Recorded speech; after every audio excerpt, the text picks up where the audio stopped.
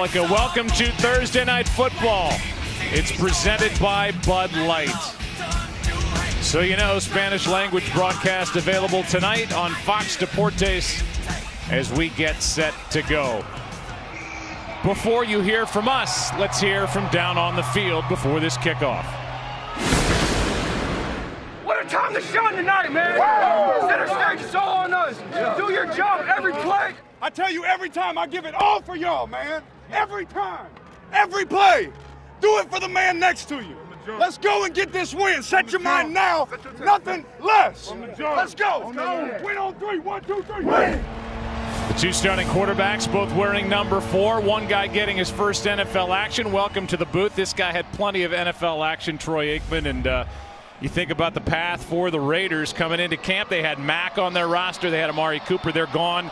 But I think Derek Carr had a good game last week and something to build on. Well, he had a really good game, probably his best game of the season, and I think the reason for that was the offensive line did a nice job of protecting him. And Derek Carr, like all of us at quarterback, when you have time to throw, you typically make good passes. On the other side of the ball, Nick Mullins making his first NFL start, and I'll tell you, I'm excited about him and what he may be able to do tonight. I know his teammates are sure excited about him. His only playing time has come in the preseason. Should be exciting for us to see his debut. That will have to wait as the 49ers won the toss. They defer, so Oakland will start with the football. There's the weather, 80 degrees. It'll be in the 70s as this game wears on. Typical Northern California weather. It's great. And now they're going to move the ball up to where they're supposed to kick from. What is it about us and Thursday Night Football? They just put the tee and the ball on the 30 instead of the 35. This is like our start last week in Houston. Pinion will kick it away. Don't remind me. Dwayne Harris waiting deep. Maybe they're just punking us. Here we go. Out to the 25 it comes, unless they put it at the 20, just to mess with us even further.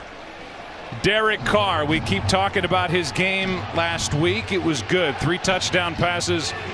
His first rushing touchdown period. And a quarterback rating of 136.6. He grew up a huge Troy Aikman fan.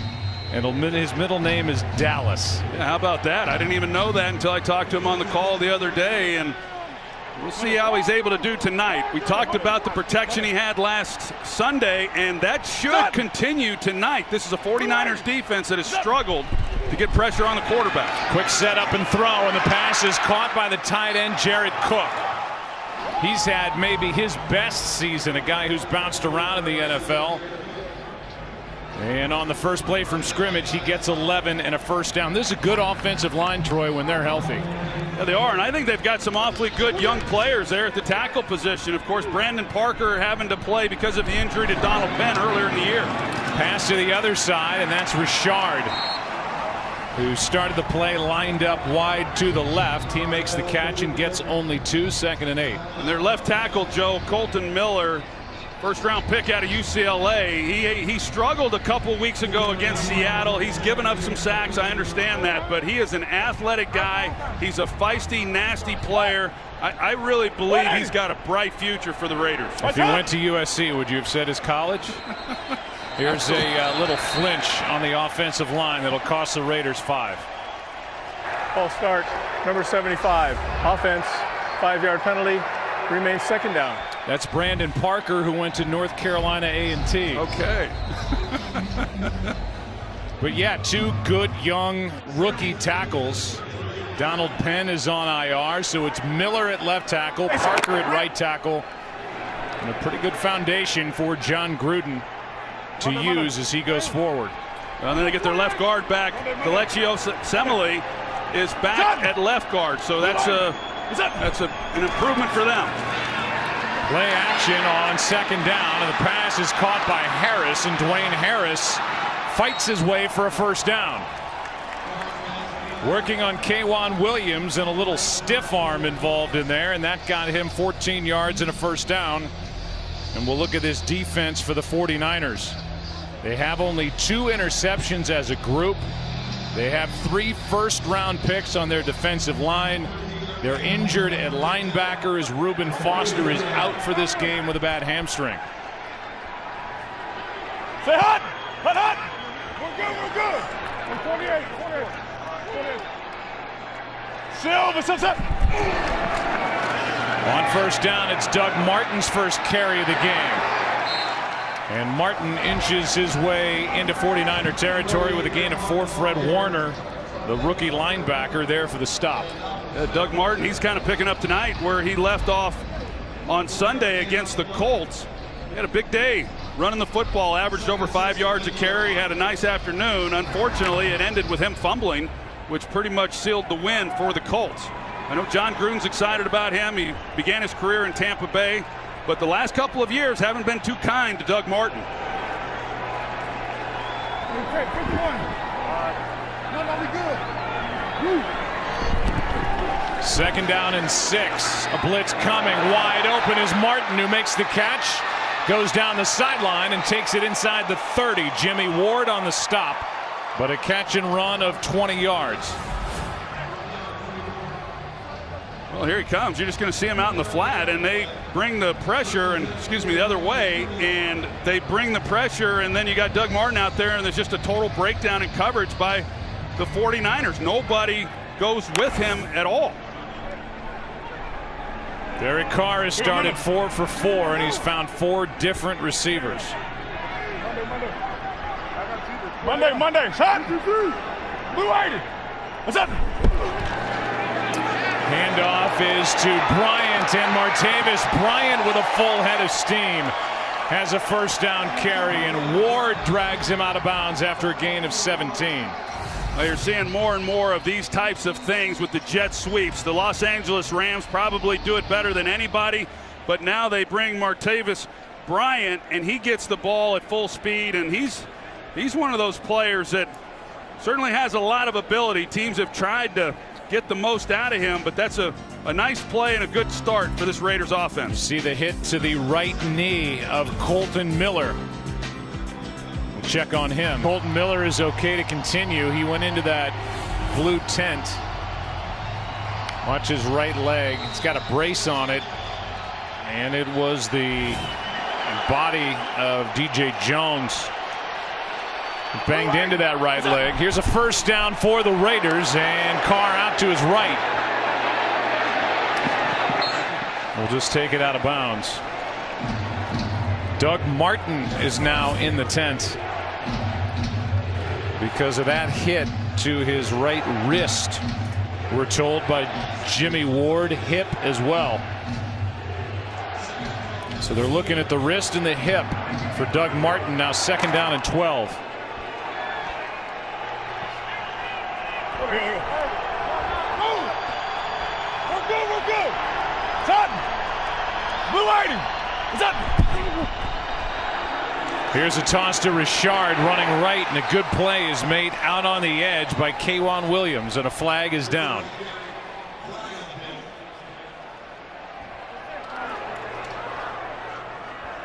Holding, number 75, offense, 10-yard penalty, remains 2nd down. It's the rookie right tackle Brandon Parker, as Ian Silberman has replaced Colton Miller on this offensive line, and there's the hold. Yeah, there's the hold, and now they're going backwards. On first down on the bootleg action by Derek Carr, rather than throw it away, he runs out of bounds, and they lose 2 yards. That's why it was 2nd and 12, and it's just not smart play. And at his age in his 5th year, you got to know better than that. Now they get the hold, and they're going backwards after what was a good drive to start this game. Carr trying to set something up. It's not there. Heavy pressure on the play. A couple of receivers, including Cook, was close enough. Evidently. And the pressure by Cassius Marsh. He was not alone. 3rd down and 22. Meanwhile, over on the sideline, Nick Mullins is waiting for his NFL debut.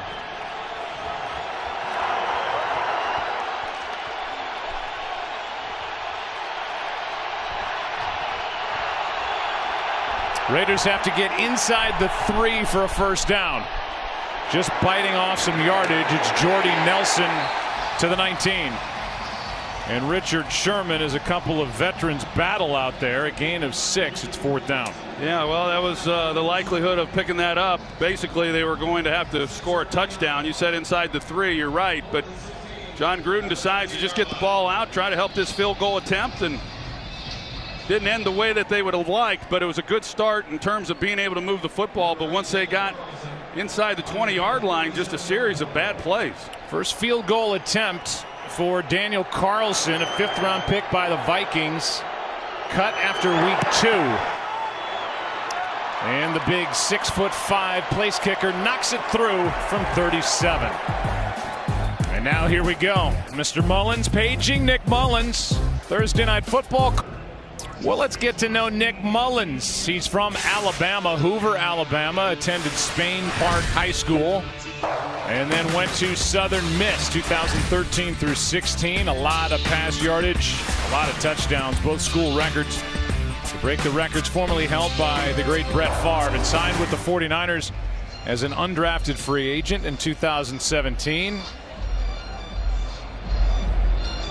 He gets his opportunity. He's been good in the preseason, one of those guys that fans get excited about, and then you realize who he's playing with and against in the preseason. Now it's for real.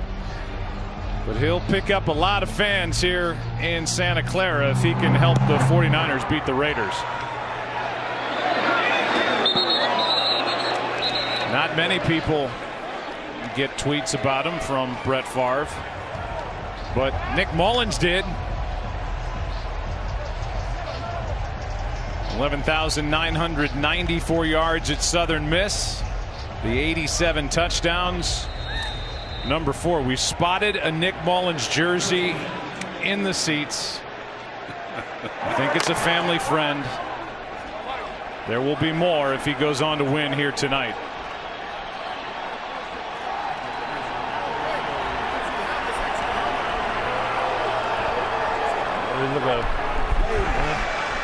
On first down, pass is caught. He's 1 for 1 in the NFL as Marquise Goodwin picks up 10. Gilchrist forced him out, and Mullins, who ran kind of that spread offense and everything out of the shotgun in college, is now learning how to take snaps as he lines up under center here with Weston Richburg back at center after missing the Arizona game.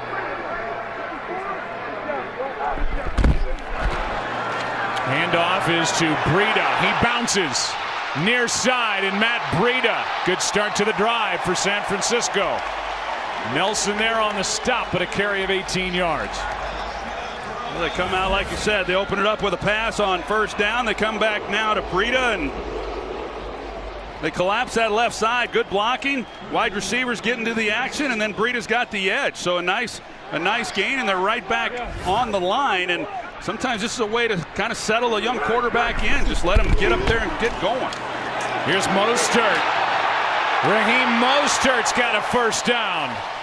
And in 3 plays, the 49ers, who started at their 25, are at the 32 of Oakland after a 15-yard carry by Mostert. And Raiders fans are tired of seeing this. They gave up over 200 yards rushing in Sunday's loss to the Colts, and every team comes in and they feel that they can run the football, and the last 2 runs they've gotten gashed here on this opening drive by the 49ers.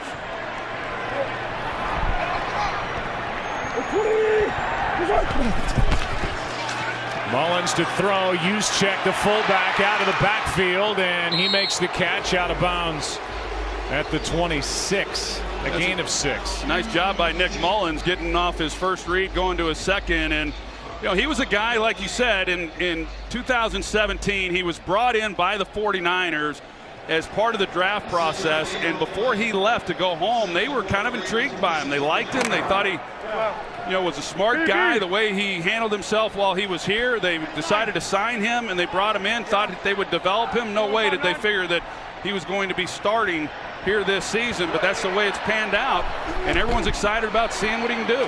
Goodwin on the carry. Well played up front by Oakland. Lemur on the stop, a gain of just a couple.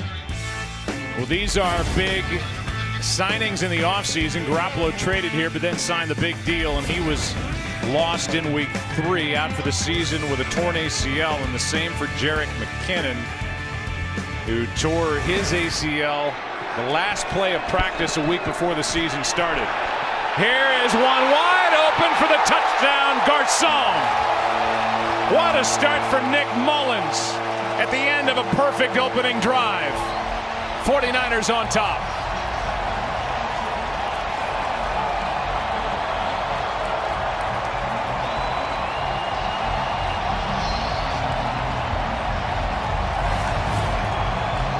You're going to see Reggie Nelson come down 27, and Garcon, here he comes dragging across, and there's just nobody playing coverage on the back end of that. Just a simple bootleg action. Garcon punctures it through the middle, and the Raiders' defensive woes continue.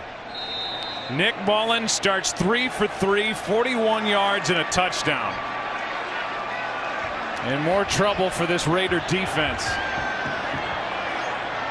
Gold makes it 7-3. What a start. Can't really do any better. Number 4 has his, we're at Levi's Stadium. Good start for Nick Mullins. And for Pierre Garcon, he is in the end zone for the first time in 19 games. 38th career touchdown catch, first as a 49er. Pinion pops it up, so Harris gets a chance to return it. Pro Bowler with the Giants a couple of years ago, stays upright and is knocked down near the 28. So the Raiders have it, down by 4. Second possession. Here's a short message from Target.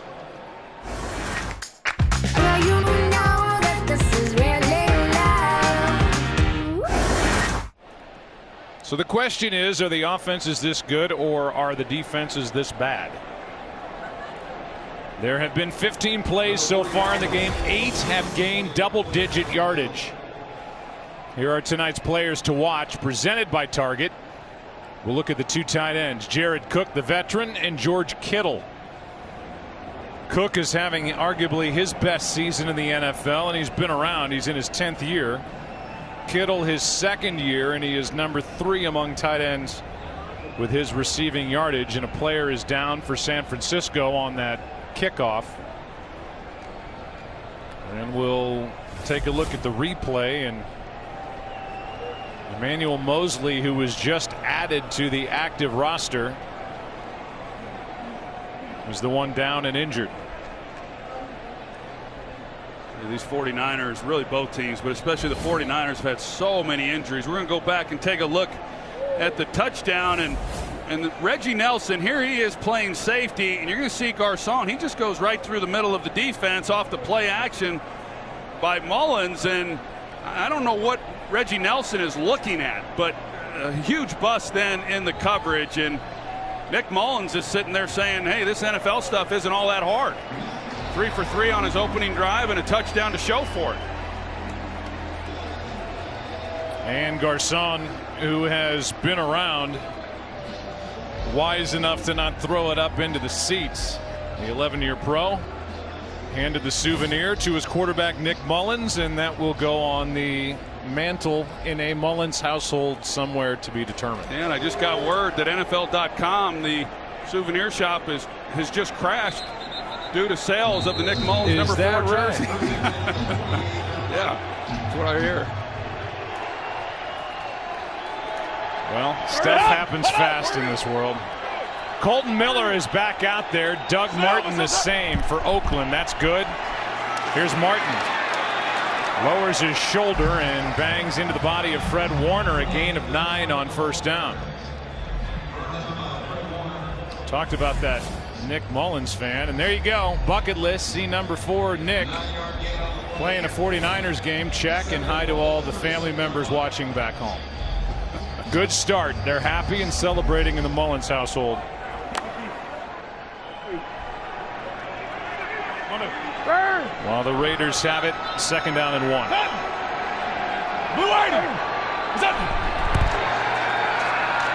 Carr keeps. Carr is sacked. Brought down on the play by DeForest Buckner. And Buckner now up to 5.5 sacks for the year. It's 3rd down. Yeah, DeForest Buckner is right in the middle, and he pretty much splits a double team and is able to just take a straight beeline shot on Derek Carr. That's been a problem throughout this season. Some of the pressure that Derek Carr has been under. Did not give up a sack on Sunday against the Colts, but Buckner is one of those guys. You got to have an answer for him. If there is a pass rusher on this defense, he's the one. Flag on the play on 3rd down. The pass for Nelson is out of his reach. Carl Sheffers will tell us what the infraction is. By the way, in that first possession by Oakland, Solomon Thomas was credited with a formation. sack. Oakland number 75 was not on the line of scrimmage. That penalty's declined. Results of the play. 4th down. So it's 4th down here, and Solomon Thomas got his first of the year and 4th career sack. The number 3 overall pick a year ago when Carr just ran out of bounds for a 2-yard loss the first time they had it. A sack by Buckner on this possession, so 2 given up already. And here's Townsend to punt.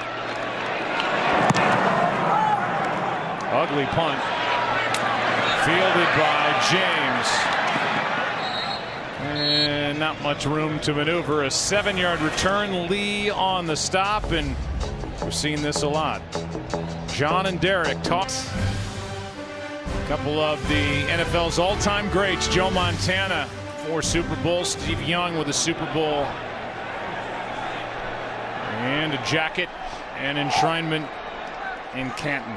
And now it's Nick Mullins for the injured C.J. Beathard, who was playing for the injured Jimmy Garoppolo. Hands off to Breida over the left side, and the play is made by Maurice Hurst. A gain of 3. The preseason headlines, there were high hopes in these parts. Are the 49ers the favorites to win the NFC West in 2018? Here are some of the headlines from the San Francisco Chronicle, the last 2. The first one from the Mercury News. Headlines tomorrow. Buck picks on the San Francisco Chronicle. There's John Lynch, the general manager. A lot of talent on his roster, but some big injuries with their quarterback and with their tailback, McKinnon. Here's a throw to Breida. It'll bring up 3rd down as Clinton McDonald make the stop after a gain of 4. Well, there certainly was a lot of optimism coming into this season. Whether that was realistic or not is anybody's guess, but certainly it was because of the way that they finished the season last year with 5 straight wins. They had what they believe is their franchise quarterback, and it has been a series of streaks for Kyle Shanahan and John Lynch. They started last year 0-9. They finished the season winning 5 straight. They begin this year losing, or they're currently losing 6 straight.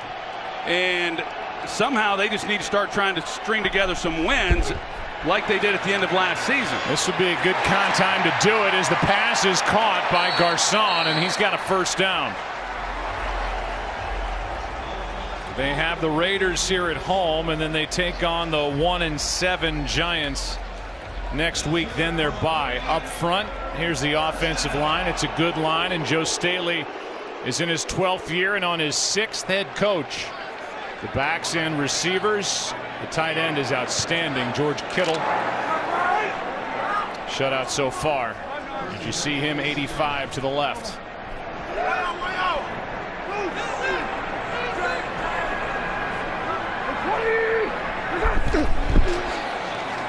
Mostert gets it to the line of scrimmage, and then a gain of about 1. Frosty Rucker, longtime NFL defensive lineman, made the tackle. Well, we talked about the break in coverage, the blown coverage that Reggie Nelson had on the touchdown to Pierre Garcon, and it's been a revolving door in the secondary for the Raiders for several weeks now, and immediately Reggie Nelson finds himself on the bench, and they bring in Eric Harris, who started last week versus the Colts for the first time this season, he's immediately thrown back into the lineup. 2nd down and 9. Mullins keeps, fires, pass caught, Garcon. How about this connection here early with Mullins and Garcon to hear Whitehead on the tackle and a completion of 25 yards and a good throw. Yeah, well, he had his pick. If he wanted a bigger play, he could have gone down the middle. You're going to see how it opens up. The 2 safeties, the 2 deep look, and he takes the dig route instead to Garcon, but he certainly could have come back to Richie James, the 7th round pick out of Middle Tennessee, and that could have gone for 6 points. Mullins has started 6 for 6. Garcon has 3 catches.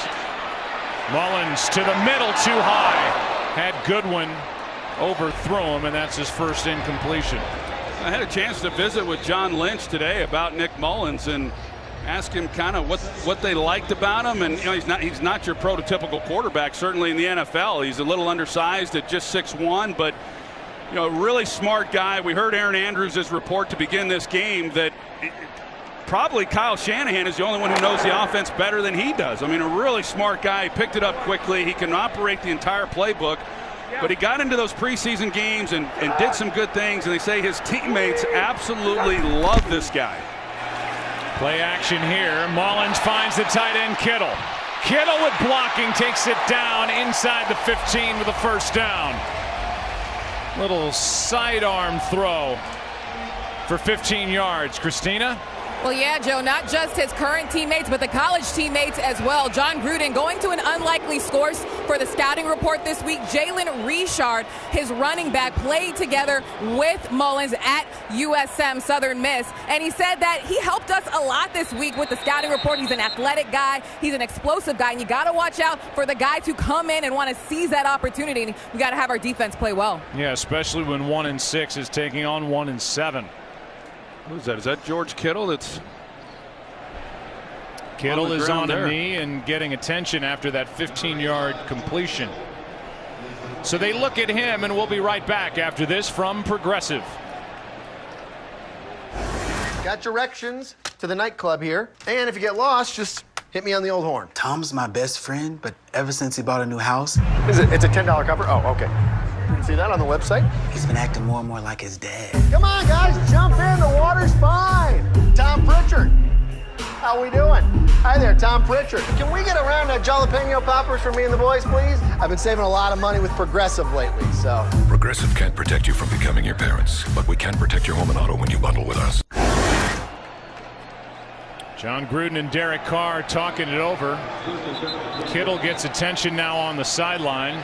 One of the best in the game, a young guy, 5th-round pick out of Iowa, who played with C.J. Beathard, who's out with a wrist injury. And here's Breida, right side, back to the line of scrimmage.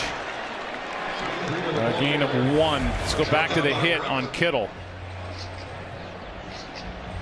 Yeah, hard to tell exactly what it was, but I can tell you, George Kittle, you know, you talk about his production, leading the team in receptions, and when you watch them and you prepare, you see that they're just simply trying to find ways to get the ball into his hands. You know, they've had injuries at the wide receiver position. They're without Trent Taylor in this one, and that's why Richie James, who we talked about a little bit earlier, that's why he's playing today. But George Kittle, he is a versatile guy. They move him into a lot of different places, so it would be a big loss not to have him playing anymore. So far, so very good for Nick Mullins. Looks terrific. 49ers with the lead after 1 quarter, and they're on the move again.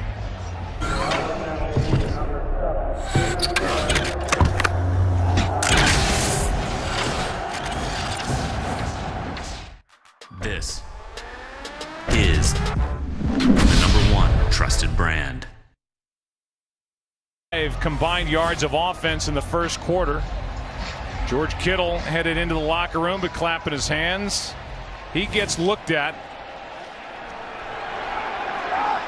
before a 2nd down play. This game's got a nice pace to it. Exciting here in Santa Clara. Play action pass caught. Good throw. Tight end Dwelly. And Dwelly's got his first catch The rookie from USD San Diego. He got 8, just short of first down yardage, but a good throw into traffic. Yeah, I've been real impressed with what we've seen here tonight. I think even some of the simple things are what would come across as maybe an easy throw. Even the one where Kittle got injured. I think he's doing a good job of understanding where he's vulnerable, getting his head around, navigating defenders, getting the ball out of his hands quickly. He's done a really nice job here with his first NFL action. 3rd down and 1. Breida trying to shake a tackle, does, and may have first down yardage. Depends on where they mark him, and with the official running in, it looks like it's enough. The first guy there was Kyle Wilbur, went through him, and Wilbur just missed on a tackle to force a field goal. Yeah, that's kind of been the story for the Oakland Raiders. Wilbur, he's right there in the hole, and if he makes that tackle, yeah, they're stopped. And instead, that's really tough running by Breida to be able to pick that up. But the Raiders this season have had a hard time getting off blocks. They've not been able to make tackles, and those missed tackles and everything else that's happened, missed assignments, they've struggled. Earl Mitchell in at fullback, and the handoff to Alfred Morris, and this time Hankins gets through and makes a play, a loss of 2. Jonathan Hankins, who has been around, 3rd team in 3 years, able to get through this offensive line and make a stop. 2nd and goal. Yeah, Weston Richburg, the center, that's who Hankins just goes right through the middle of him and makes a heck of a play there on Alfred Morris. See what Kyle Shanahan wants to do. They're going to put him in gun. Thought maybe they'd put him under center and do some type of play action, but they're showing what they're doing now. 2nd down and goal. Mullins keeps, throws, end zone, nearly picked. Goodwin was potentially the target. Behind him was Kendrick Bourne. And there were Raider defenders all over the place. 3rd and goal. Well, takeaways have been hard to come by for the Oakland Raiders and the 49ers for that matter, but that was an opportunity right away to be able to make an interception and avoid giving up any touchdown or field goal or any points of any kind, and Darryl Worley just unable to make the play. 3rd down and goal.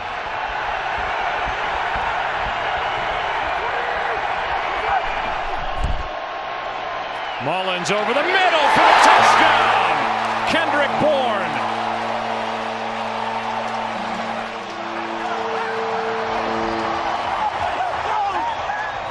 From a near pick to a touchdown for San Francisco, and Mullins is on fire.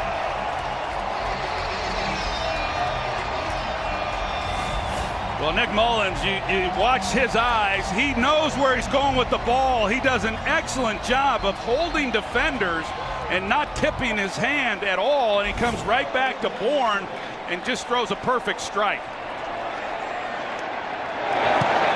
Mullins is selling more jerseys. 9 for 11, 103 yards and 2 touchdowns. The debut could not be going any better. Bourne gets the 2nd touchdown. Up 11.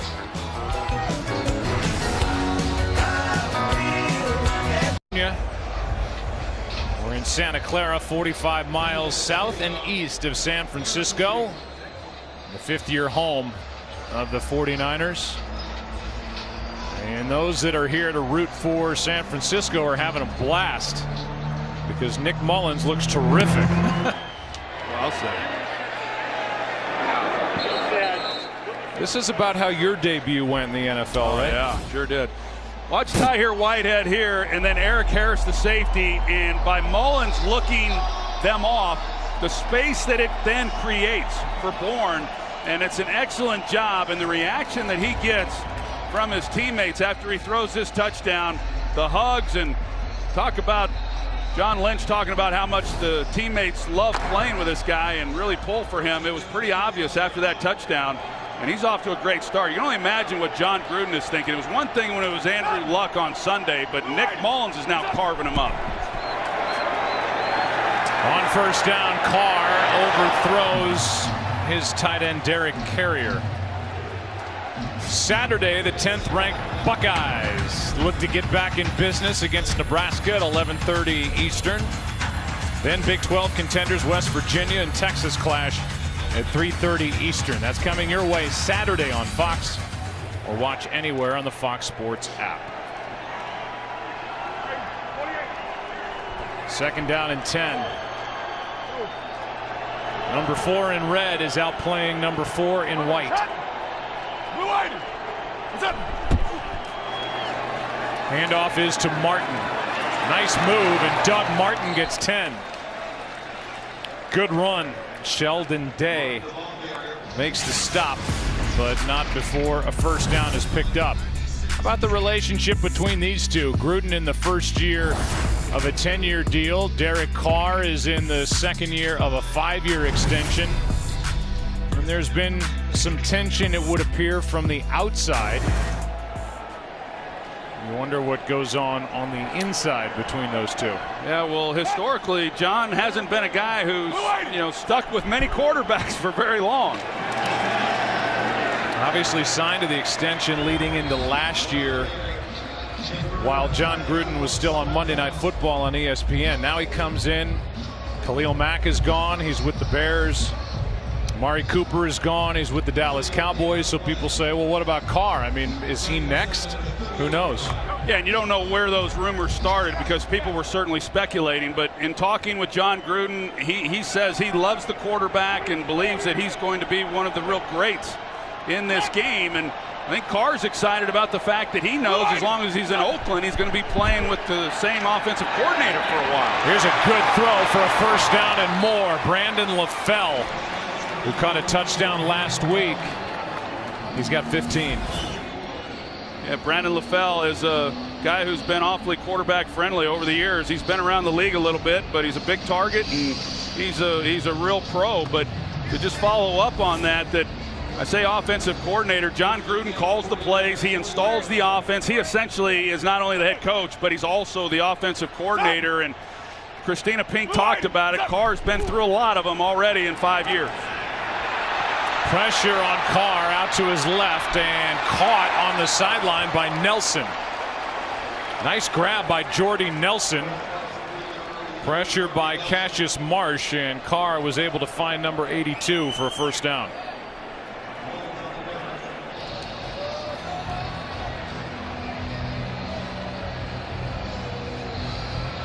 Derek Carr, in talking with him, he really loves this offense, and he feels that it's one, and every quarterback wants it, that there's answers, and no matter what a defense throws at you, there's places to go with the football, and he feels that it's the most quarterback-friendly offense that he's played in.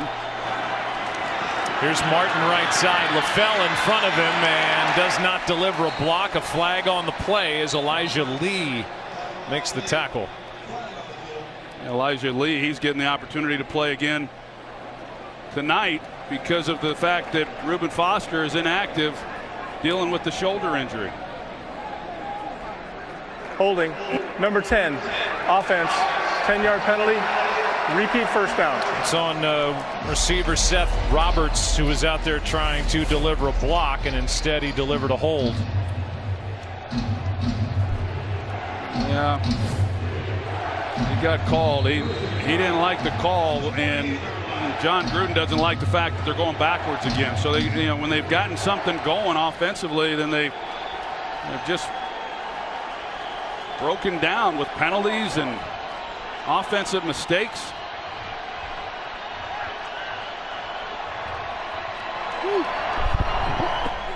First down and 20. Pass is caught. And a good tackle is made. That was Tyvis Powell, who drew the hold a moment ago, as Brandon LaFell is good for just a 1-yard gain. 2nd and 19. Well, when you watch Derek Carr, he is completing over 70% of his passes, and which is awesome. That's a good thing. But there are times when he passes things up that are downfield.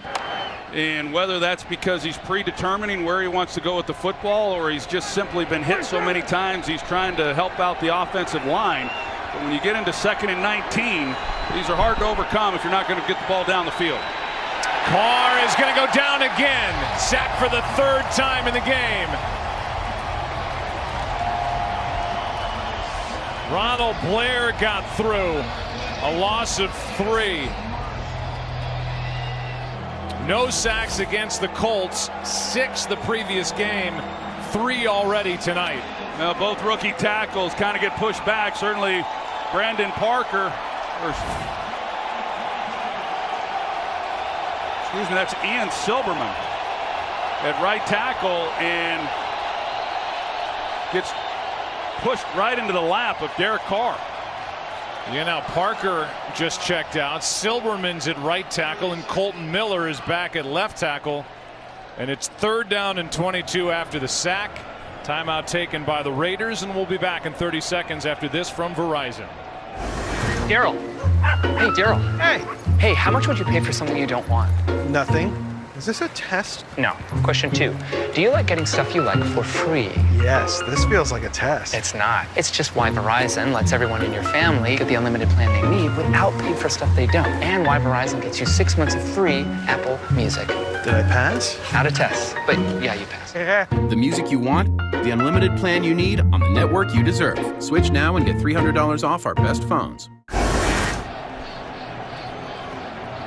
Let's take a look at the sack. 19 on the year for this 49er defense. 3 tonight now. Cassius Marsh, he is a really athletic guy and is able to do a lot of different things, but he's just able to push Silberman, who's now at right tackle, right into Derek Carr. Pass is caught on 3rd down and 23, and LaFell, who's become the favorite target of Carr, good for just 4, and that play does nothing except bring up 4th down. Now it's designed. They're trying to get the ball out to LaFell, and the other receivers are blocking, with it being 3rd and long, and just hoping maybe you can spring a guy. Those downs and distances are almost impossible to overcome.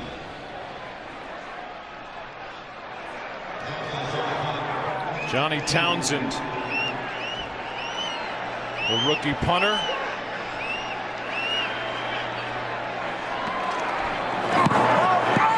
End over end. Rather short punt, and it checks back up outside the 20.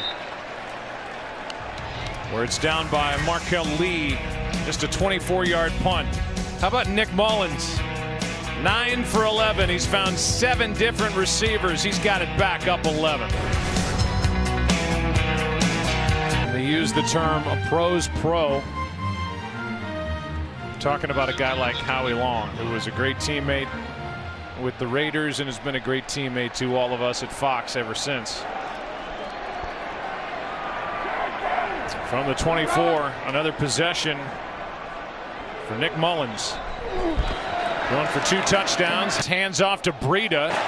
Bad ankle at all. He gets 2 as he leaps over a tackler. Here's a night for Mullins, and we've seen a little bit of everything, just about everything good. Well, yeah, really good, and no real mistakes other than the one that Daryl Worley should have intercepted on that last possession. But I think Kyle Shanahan did a nice job. The first play of the game, they come out and they turn it loose. They got the ball out of his hands quickly. Here is Mullins, who throws incomplete. Reggie Nelson, who's back in the game with pressure. Let's go down to Aaron Andrews. Well, just to continue the conversation on Mullins, I was talking to George Kittle about him, and he said last year when he was on the practice squad, he used to take all the calls from the game, wait till the stadium would empty out, and run them all by himself, just to familiarize himself with Kyle Shanahan's offense. Is that George Kittle was saying not the easiest offense to get to know. Well, it's impressive, and you can see it's led him to this, where he's making his debut short week, and you'd never know it. Garyon Conley was guilty of a hold, which brings with it a 5-yard penalty and an automatic first down. So another penalty against the Raiders that leads to a first down for San Francisco up at their own 31. Yeah, after they had made a good stop, and then they got pressure on Mullins and starting to do a couple good things on defense, and now they give the 49ers a new set of downs. Kittle back out there, the tight end. who was banged up earlier as Breida is forced out. So here Whitehead blew up the play, a loss of 5. Second down. Well, Paul Gunther, the defensive coordinator, he's not a guy who brings a lot of blitzes. They're in the bottom third overall in terms of bringing pressure this season, but he's not going to continue to sit back and let Nick Mullins just go right through him.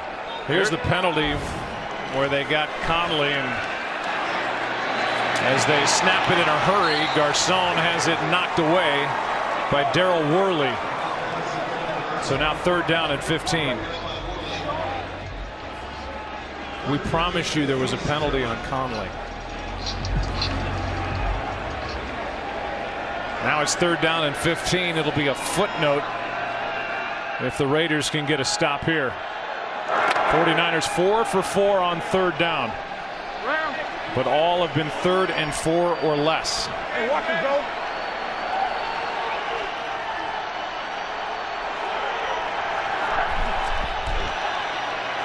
Just a 4-man rush. Pass is caught by Juszczyk, but it's 4th down.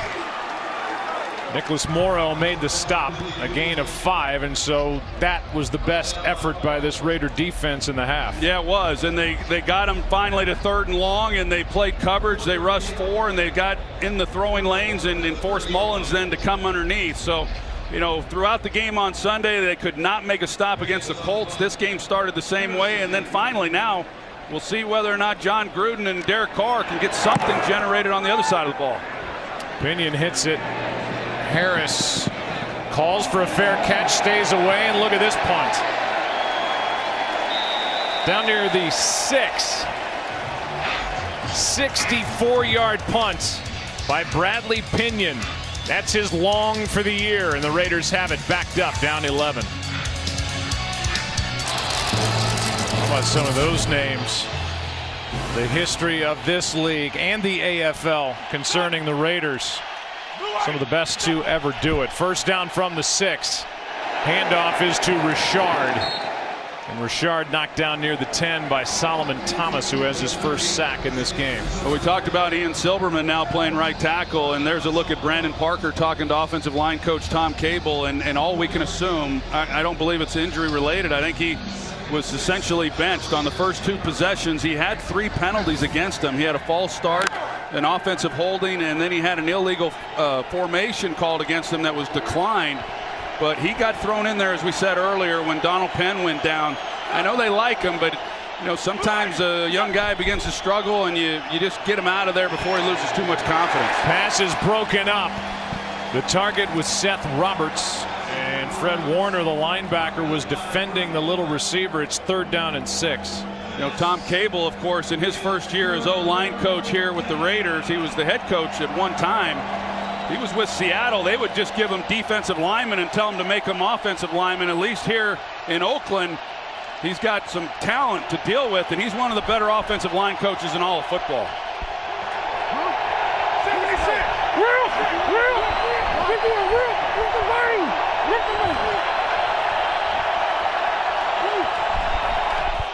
Third down and 6. Carr protected, pass caught. Cook, first down.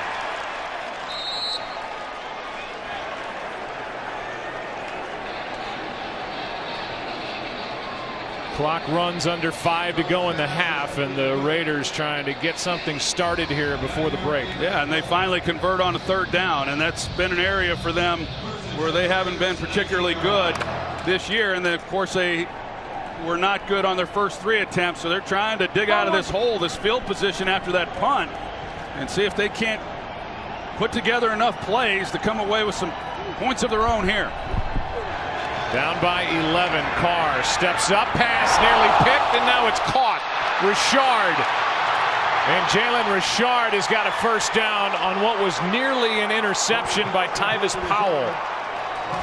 What a mischance that was, and it goes for a 25-yard gain. Yeah, I couldn't tell if that ball got deflected at the line or not. It looked like it might have the way it came out, and yep, sure enough, Eric Armstead is the one who got a hand on it, and I'm with you, Joe, that looked there for a minute that ball was going to be intercepted. 25-yard gain, Oakland's longest play of this half. It comes on the deflection with some help. Here's Richard. He is swallowed up. Back to the line of scrimmage. That's it. Sheldon Day, and he was not alone.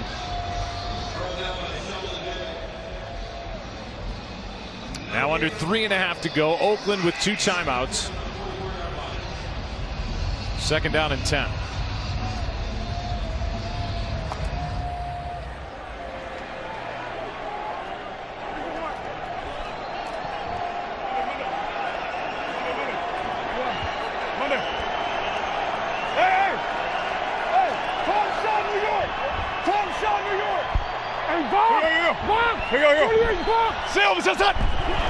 Just got it away. This is Martin, right side.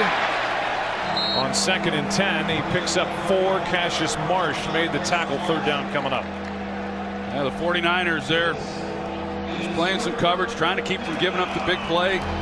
Or he checks it. They get a nice gain there running it, but see if they can't convert here on another 3rd down opportunity.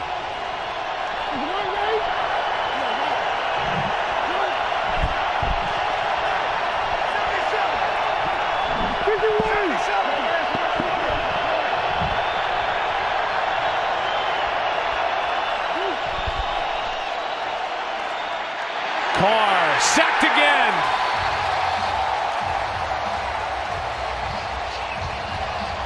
Marsh was in there. Dakota Watson as well, his first game back as he's coming off the right edge. And they met at Derek Carr. 2 minutes left. Yeah, the protection issues certainly continue again today. There was a memorable play the last time these two teams met. Let's take a look.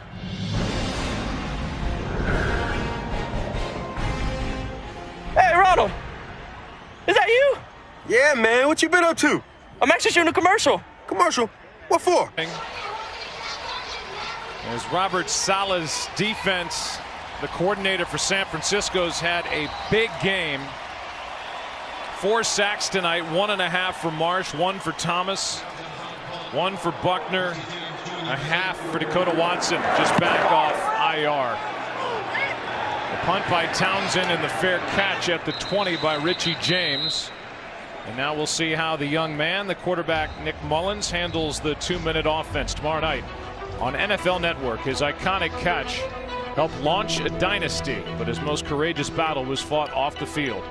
A Football Life, Dwight Clark, tomorrow at 8, only on NFL Network. Well, we'll see what Kyle Shanahan wants to do. They've got all 3 timeouts, and we've already talked about how well he knows the offense, and they'll let it rip here, and then they also get the ball to start the 2nd half. So looking for the Raiders to try to make another defensive stop like they did the last time out. Here's Breida, cuts back, a lot of room to run. And on 1st down, Breida gets 6 to hear Whitehead with the stop. Breida, we talked about Jerick McKinnon and his injury and what that meant to this offense. It was significant. I was a big Jerick McKinnon fan when he was with the Minnesota Vikings and the things that he's capable of doing within the passing game. And Breida, who got his opportunity last year and did a nice job, but he's had to absorb the workload with Jerick McKinnon going down. 2nd down and 4. Here he is, and a loss on the play. Made by P.J. Hall, the rookie. A loss of 2, and a timeout is taken. And it's Oakland taking the timeout, hoping for a 3rd down stop. What's coming up on the Toyota halftime? Everybody, you guys ready for halftime?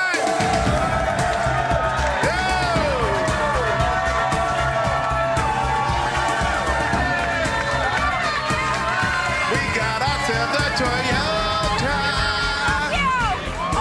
Debut of Nick Mullins. These guys are really developing a following on the streets of New York. They sure are. Third down and 6. Let's see if there's more for Terry to break down and talk about with another play by Mullins. Got to make one, and he does. First down and more. Richie James off to the races.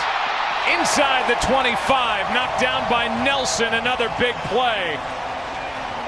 And on third down and 6, 53 yards by Mullins. Well, it's a really nice route by the rookie Richie James. He comes off the line of scrimmage, puts a little shake on the corner, and he gets inside. And like I said, Paul Gunther, not a big blitz coordinator, but they bring the pressure, and it opens up the middle, and a huge gain then on third down.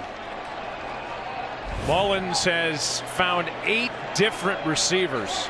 So it's not like he's a young guy who's locking in on one receiver like a veteran like Garcon. Now, he's found him a few times, but 8 different players.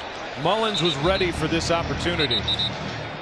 Well, there's no doubt, and as I said a little bit earlier, I think Kyle Shanahan has called a good game, but I don't think that's unusual. I think Kyle Shanahan always does, and he's very creative in how to utilize the skills of the players that he has. I think the criticism that he faces sometimes is he gets a little bit pass happy, but I think the creative minds, I think that's usually the criticism that they face. But I think he's really talented and really gifted as a coordinator. Here he is again, James, looking for blocks. 44 seconds, 2 timeouts. The 49ers don't use one here. It's Richie James. He's getting his opportunity. He hadn't had but one catch coming into this game, but he's looked good. That looked like a false start on Richburg, the center. A little flinch before the snap.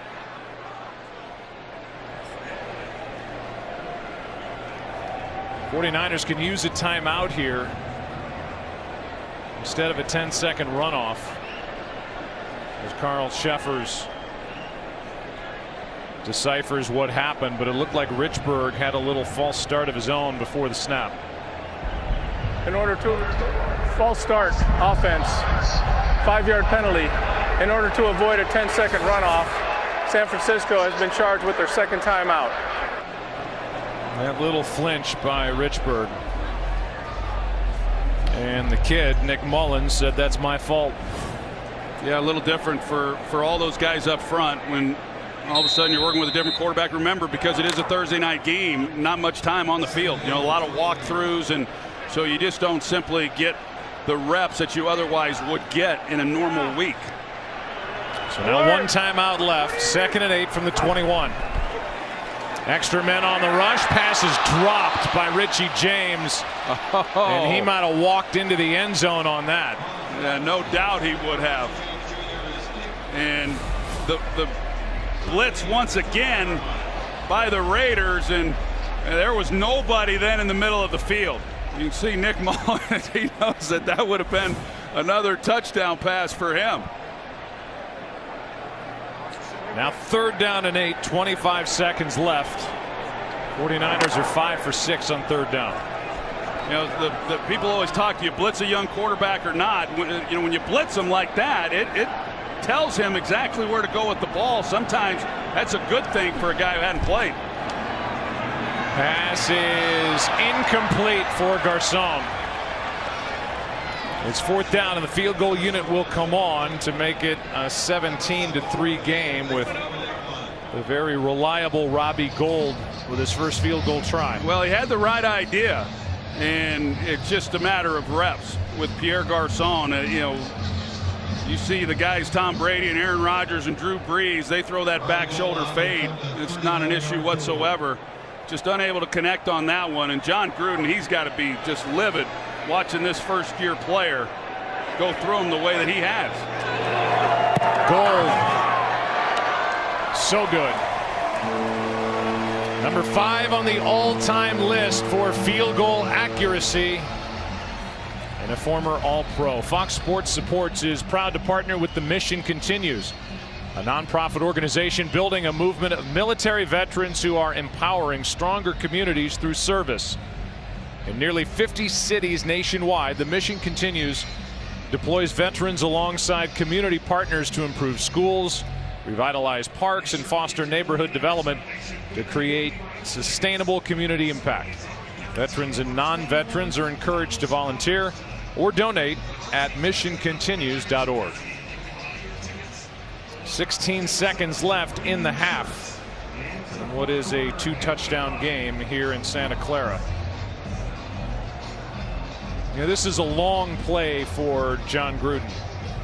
He's in year 1 of a 10-year deal. This is an organization that's on its way to Vegas for the 2020 season. They're compiling draft picks. They have 3 in the upcoming first round. And when you have 3, you have the world at your fingertips. You can make decisions. They've got salary cap room. They're not completely wedded if they don't want to be. Maybe they do to Derek Carr. That remains to be seen.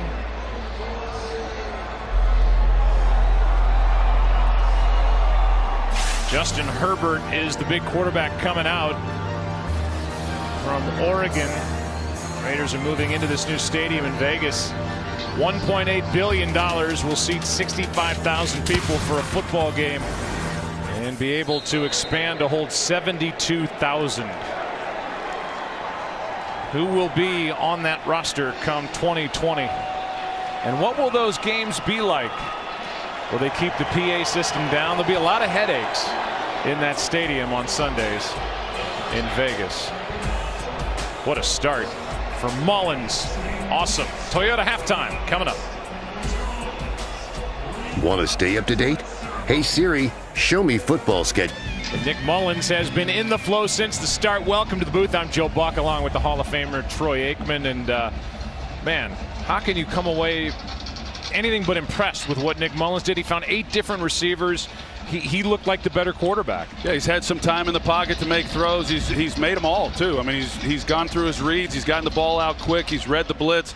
The Raiders have simply not been able to make him uncomfortable, and that's the challenge for a young guy, is to try to make that happen. And like I said, he's played with great poise. We anticipated that coming in. I think Kyle Shanahan's called a heck of a game. He's got 2 touchdown passes. Should have had a third if it hadn't been dropped. And he's, other than the one throw down in the red zone that Darryl Worley could have intercepted that he dropped, that was really the only poor decision, mistake that he had there in that first half. And now he gets a chance to get the ball to start this second half. What do you think they said at the halftime? Oh man, just keep doing that. Whatever you're doing, Nick, just keep it up. You look great, kid. Hey, he looks good, and the team has rallied behind him. And remember, once again, that a short week, so this is a young guy who was not getting much work, if any work, with the #1 team. And so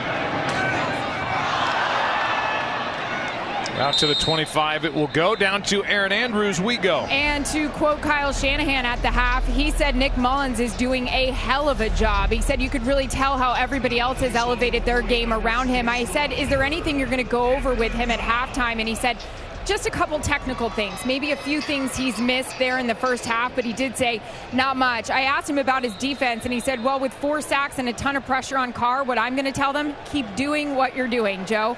Maybe you can say dirty words like that on Dancing with the Stars, but not on Thursday Night Football, young lady. First down from the 25-yard line for Nick Mullins, and there are the numbers. 8 different receivers, 2 touchdowns. Play clock is alarmingly low at 2. 1 just got it away. And this is a near turnover. It looked like Breida got on it. And it is 49ers ball. Yeah, it hits Breida's hand. He just doesn't seat it, into the pocket. Whether Breida was reaching for it, couldn't tell based on that right away as to whether or not he just didn't give him much of a pocket or not. But yeah, really fortunate. Got a little rush there with the play clock, and fortunately for the 49ers, avoided a disaster to start this second half. We're down low again. 5 seconds left on that play clock. Second down and 12. Mullins passes. What a catch by Kittle! A one-handed grab. Foot race. Down near the 5. Dangerous throw, and George Kittle, the good young tight end, hauled it in for 72. Well, this is when it's your night. I don't even think the design of the play was very good. You got two receivers right in the same area. Somebody did something wrong. And then you've got about 4 Raiders defenders, and how Kittle makes this catch. I don't think anyone can believe that that one somehow found its way to his left hand, and he's able to haul it in. Kittle has an 82-yard catch and run. Longest play across the NFL from scrimmage, and now a 72-yarder as Juszczyk gets hit in the backfield and fights his way inside the 5. The first guy there was Frosty Rucker. What a play and what a night, is the stats now starting to pile up for young Nick Mullins. Well, that's right, and you look at it again where he is able to fit this ball in, and it's just not a very well designed concept within the playbook to where you have that many receivers that close to each other, and so that's why there were so many defenders in the area, and yet he's able to squeeze it in there somehow. And so it certainly has been his night when you're coming up with plays like that. Play action, wide open, Kittle, touchdown.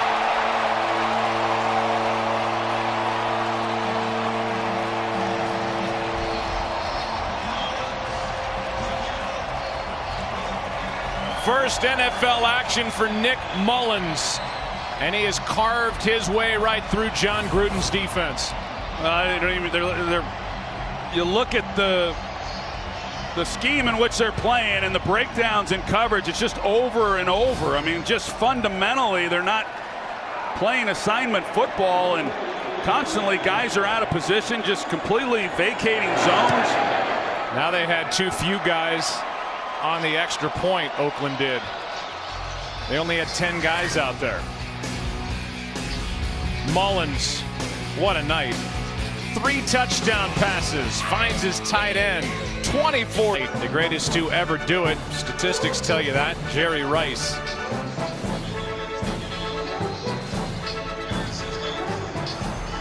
During halftime, a ceremony for Terrell Owens, who received his Hall of Fame ring from David Baker, as Pinion kicks it away. Here is that ceremony for Terrell, who was the 3rd-round pick of the 49ers in '96.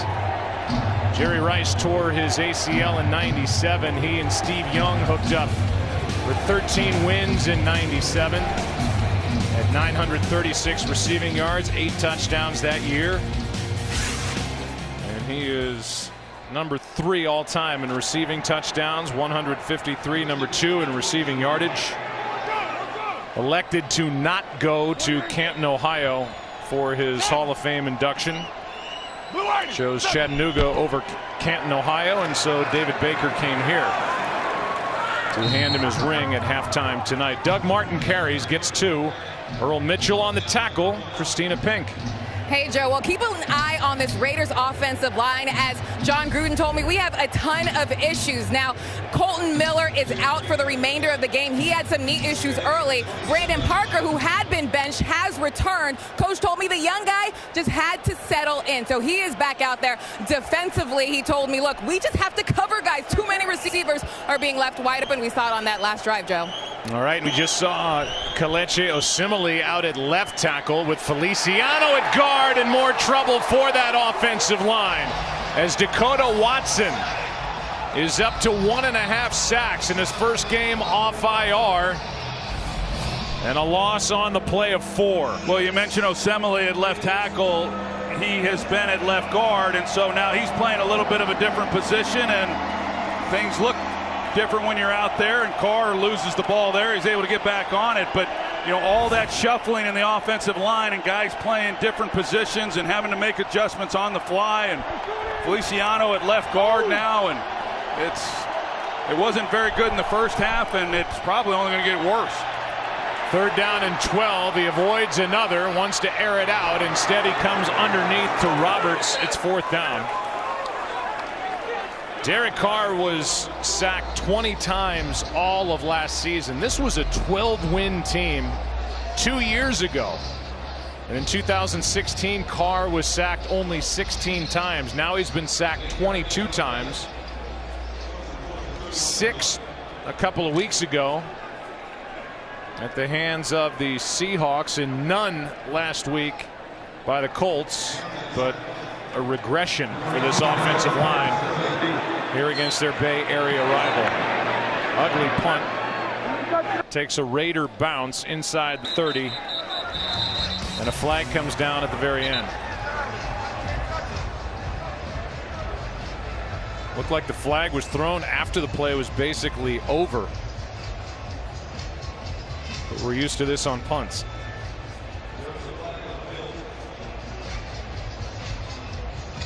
Well, you look at this Nick Mullins, and he's just as casual as he can be.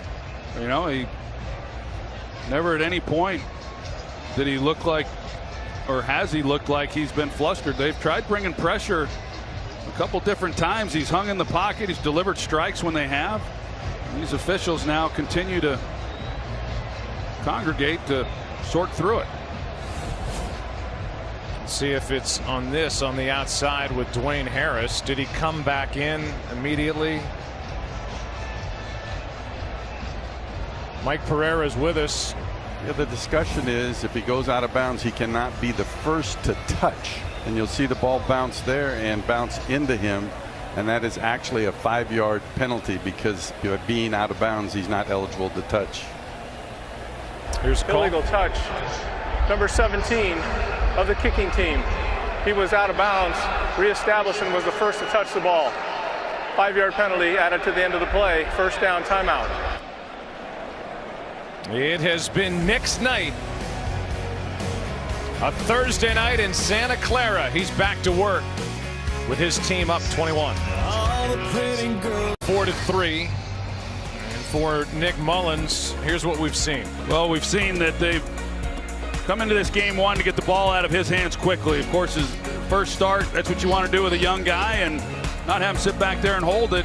But at the same time, he's done a good job of being able to work through his progressions. And like I said earlier, when the Raiders then decided to bring some pressure, man, he picked that up quickly, got the ball out, and has just done a really nice job managing this game. Here's Breida left side, well played. Lost yardage as Whitehead made the stop.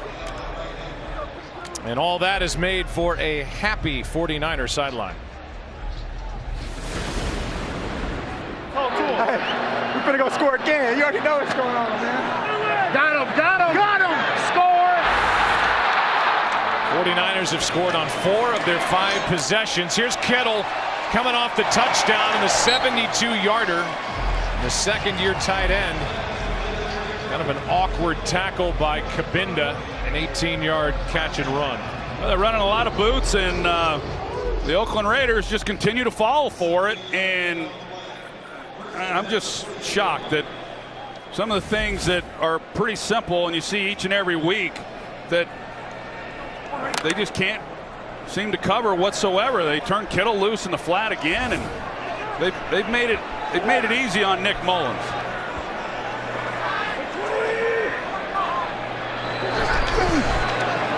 Mostert gets it on a toss, running right. No pursuit. Mostert inside the 10. Touchdown 49ers.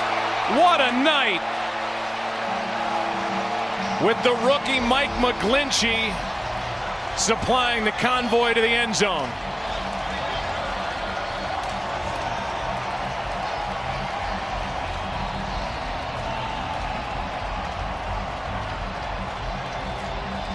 There may be a few less people on the bus back over to Oakland after this one. You see, there's just no contain. None whatsoever. I mean, you talk about the rookie McGlinchey who gets out there. He's 25 yards downfield before he even has someone to try to block.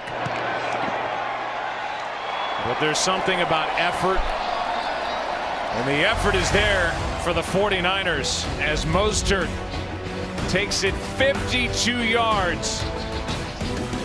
Coach John Gruden and Paul Gunther is defensive coordinator. The Raiders defense has allowed points on 15 of the last 18 opponent drives.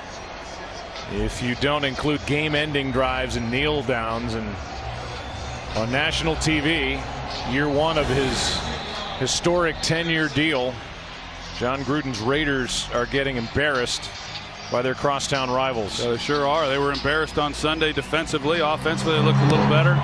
Embarrassed again tonight, really on both sides of the ball.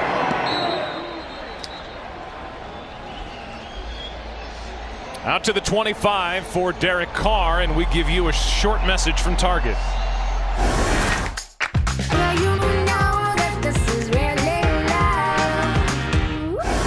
Let's see what Derek Carr and the Raiders can figure out here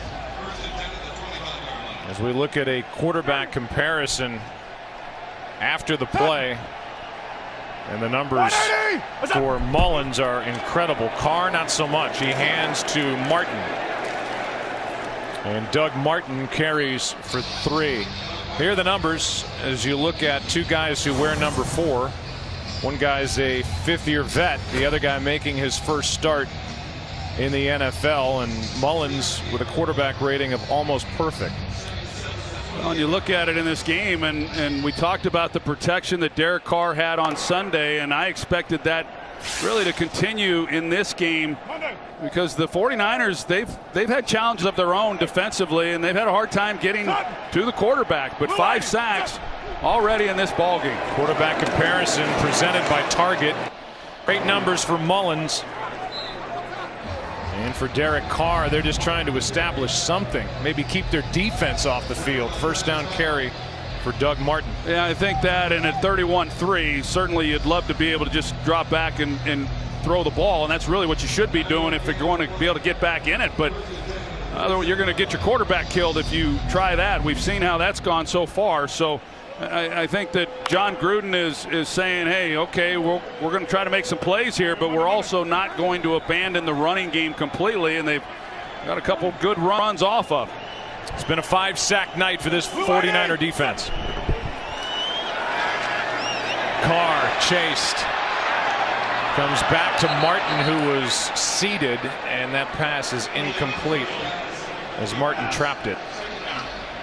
Armstead with pressure on Derek Carr, and all he could do was relieve the pressure by throwing to Martin, who had fallen down. Yeah, Eric Armstead, one of those guys that when you talked about the first rounders that they have along that defensive front, DeForest Buckner, who's been a good player, he draws a lot of the double teams, and so they've been waiting for one of the other 3 to be a guy who can consistently win one-on-one matchups, and that's been the problem for the 49ers, but they're winning them tonight.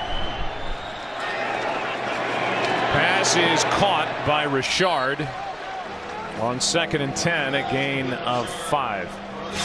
Silver lining, but it's only a silver lining if you scout well and you pick the right guys.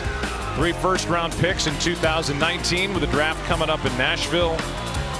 And then at the moment, 2 first-rounders in 2020 as they got 2 for Khalil Mack this year and next.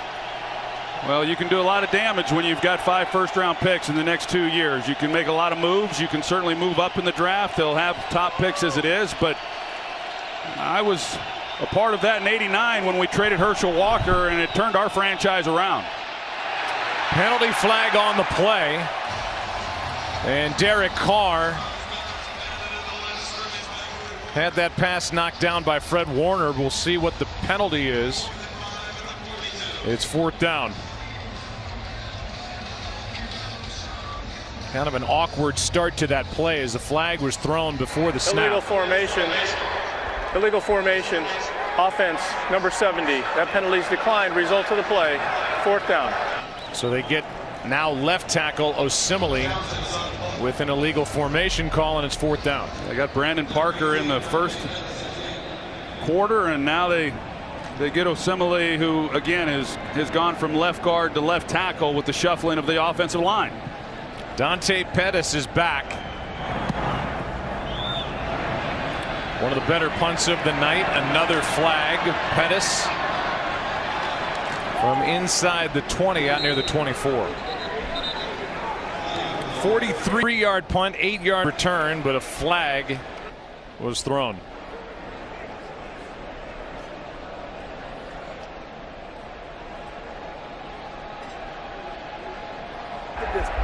During the kick, holding, number 32, return team, half the distance to the goal, first down, timeout. It's against the rookie DJ Reed. There's been some frustration for the guys in Wide Night Football, presented by Bud Light. We're in Santa Clara, to the south and east of San Francisco, and 49ers are having a blast. Starting at their 8.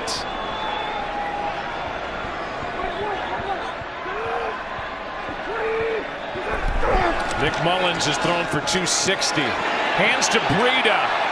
And Breida just knifes his way through this defense, and a flag flies. Looks like a hold, and this one's coming back. A 15-yard carry by Matt Breida.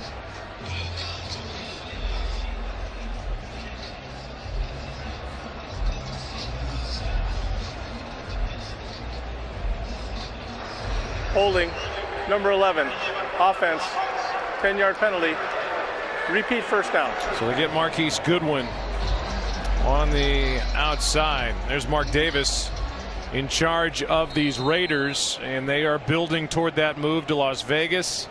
They've traded Amari Cooper. They traded Khalil Mack. They're stockpiling first-round picks. You were talking about it earlier that you were part of this as a player. Hey, Chip. First down and 8. After that run, handoff is to Mostert, and he's got a first down. I can't imagine what that was like for you. You get in the building, and all of a sudden, greatness, and Herschel Walker leaves. Well, Herschel Walker in 1988 led the league in rushing. I came in 1989 along with Jerry Jones and Jimmy Johnson, and about 4 games in, all of a sudden, Herschel Walker, who was our best football player, was traded for a lot of draft picks to the Minnesota Vikings. And you know, I remember thinking, gosh, we just got rid of our best player. We can't win with it. You know, where are we going? But that was Jimmy's philosophy was, hey, we aren't winning with him. We might as well make a move. And that obviously turned the franchise around in a short period of time. Look at these holes that Mostert and Breida get to run through. A gain of 9 on first down. But, you know, like some of the moves that have been made with the Raiders, it wasn't accepted, you know, by a lot of people as a great move by Jimmy Johnson and the Cowboys. You know, there was a lot of criticism that came with that pick, or with that trade. We'll get more into it after the break, as Darryl Worley was down. He's now up and walking. Aerial coverage is brought to you by State Farm as we continue from Santa Clara. And a little distance between coordinator Gunther and head coach Gruden. See those numbers and how they have been outscored in the second half. Biggest point differential in the NFL this season. 2nd and 1. Handoff is to Mostert, and he is fighting for the 30-yard line. And they're going to rule him just short. But when we mention this trade, you see the headlines that followed. And this was not a well-received trade by the media in your rookie year back in Dallas. No, it was not, and it was only going to be as good as the picks that came afterwards. Like you mentioned, with all, you know, 5 first-round draft picks for the Oakland Raiders, that's great. But you've got to make those picks count. Here's Mostert, and he was tripped up short of the first down yardage by McDonald. You know, Jimmy Johnson was able to make those picks count, and obviously Emmitt Smith was one of those guys that was able to come in and join the team, and you know, then we were off and running. But a lot of picks that they've been able to accumulate, if they make the right picks, and I think they have some good young talent through this year's draft, then they can get it going in a hurry. But they got a long way to go based on what we've seen. Mostert evidently really by Bud Light at Levi's Stadium.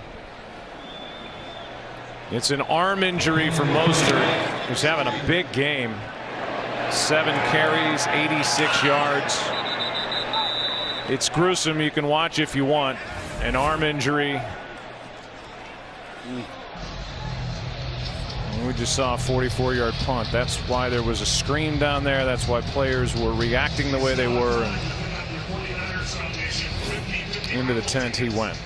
So the Raiders have the ball. Trailing by 28. with the ball at the 27. Derek Carr has had little protection. Here's Richard. Little screen, and he picks up 12 yards and a first down. Fred Warner on the stop, and now Richard is banged up. Well, it's really a shame for Raheem Mostert with the injury, and a guy who was really starting to come on a little bit. He had fumbled the ball in the preseason, and then he came into the season, had another fumble. He went into the doghouse of Kyle Shanahan's, and then he kind of worked his way back into having an opportunity, and he made the most of it. And Kyle Shanahan was really excited to see that, and then the night that he was having in tonight's game, really unfortunate. Pass is caught by Bryant.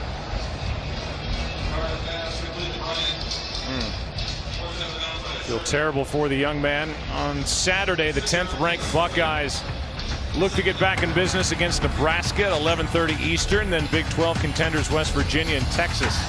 Clash at 3:30 Eastern. That's coming your way Saturday on Fox, or watch anywhere on the Fox Sports app. Any update we get on Raheem, we will pass along.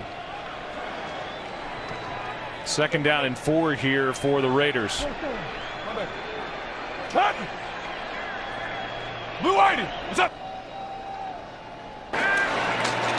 Handoff is to Martin.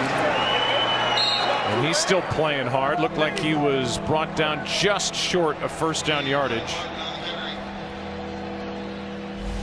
First possession led to a field goal. Since then, for Oakland, it's been punts or the half. 3rd down and less than a yard here for the Raiders. Yeah, they opened up that first drive and did a nice job. They went about 65 yards, and then they just stalled because of penalties and sack, and they settled for the field goal. But boy, they just have not been able to get much going since then. And now on one side, the near side, it says first down. On the far side, it says 3rd down. And so they're just going to give a first down. Okay. So it's first down, not 3rd down, and less than a yard. That was odd.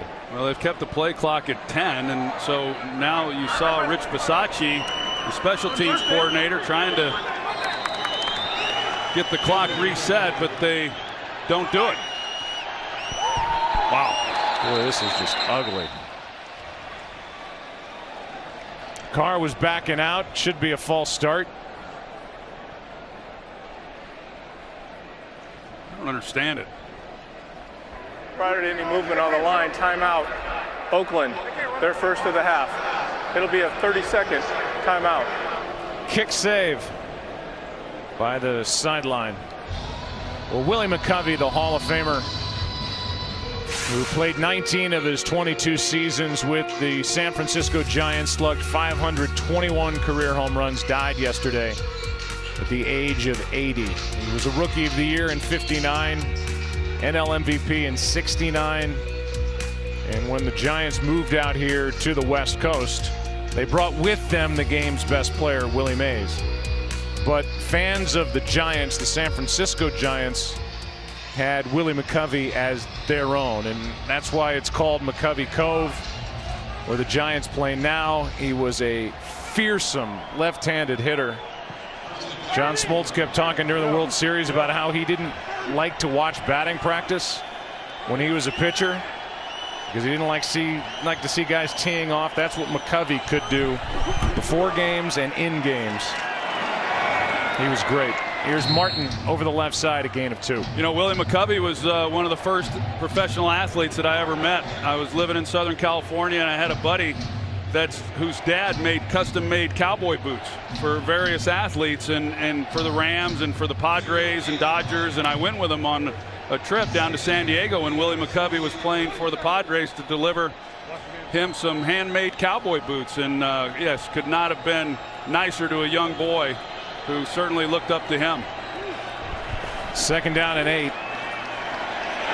Carr steps through trouble and now will slide inside the 45 at the 44 to bring up 3rd down with under a minute and a half to go, 3rd quarter.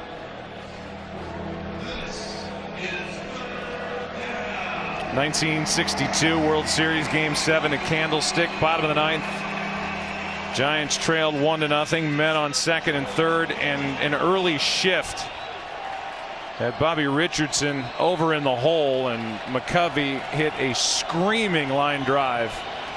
Richardson perfectly placed defensively. Otherwise, that likely would have won the title for the Giants. Instead, another title for the Yankees. 3rd down and 4. Pass is caught by Bryant. Makes a move and now is dragged down inside the 25 by Elijah Lee.